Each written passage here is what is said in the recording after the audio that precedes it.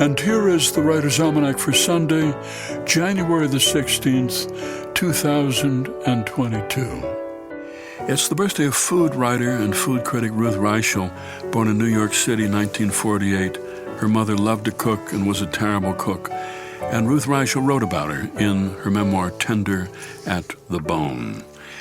It's the birthday of Susan Sontag, born in New York City, 1933. Her family moved to Miami, then Tucson, then Los Angeles. Susan went to the University of Chicago, came back to New York in 1959 with $70, 2 suitcases, and a 7-year-old boy, a single mother, divorced at the age of 26, and made a big splash on the literary scene in 1964 with an essay in Partisan Review entitled Notes on Camp, talking about what made things campy and why camp is a phenomenon.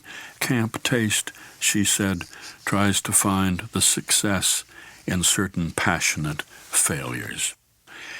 And it's the birthday of the poet Mary Karr, born in Groves, Texas, 1955. She published 2 books of poems when she decided to try writing a memoir about her tough life growing up in an East Texas oil town. Her mother, an artist, been married 7 different times. Her father worked at an oil refinery. Both of them drank a lot. The memoir was The Liars Club, and it was a huge bestseller in 1995. Mary Karr went out on a book tour to promote the memoir and was astonished at the hundreds of people who came, who said they identified with her story. After 8 weeks, she said, she came up with a new definition for a dysfunctional family, any family with more than one person in it. And when she did a reading at a library close to her hometown in Texas on a hot day, and more than 500 people came, she said, I was very moved by it. Obviously, that's the most gratifying thing for anybody, to go home and have done good. The guy who I stole watermelons with when I was a kid, who's now the sheriff of this town, was there. People from my neighborhood, guys who drank with my father. It was very moving. It was on this day in 1605 the first book of Cervantes' Don Quixote was published. About a middle-aged landowner from a village in La Mancha stays awake at night reading books about chivalry. He is obsessed. He can't eat, doesn't sleep, believes the stories to be true, and he sets off on a donkey in a heroic quest to resurrect chivalry and heroism in the modern world. There's a play called The Night of January 16th by Ayn Rand, a courtroom drama set in New York City. It's about a Swedish banker who's extorted millions out of his shareholders, which leads to the stock market crash. And on the night of January 16th, he falls to his death from a penthouse suite where he's been with his mistress. Was it murder or was it a suicide?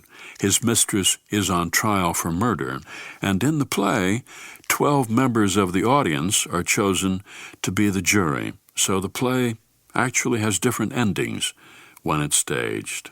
It ran on Broadway during the mid-30s. A poem by Robert Frost, Riders. The surest thing there is we are riders, and though none too successful at it, guiders, through everything presented, land and tide, and now the very air of what we ride. What is this talked of mystery of birth, but being mounted bareback on the earth? We can just see the infant up astride, his small fist buried in the bushy hide.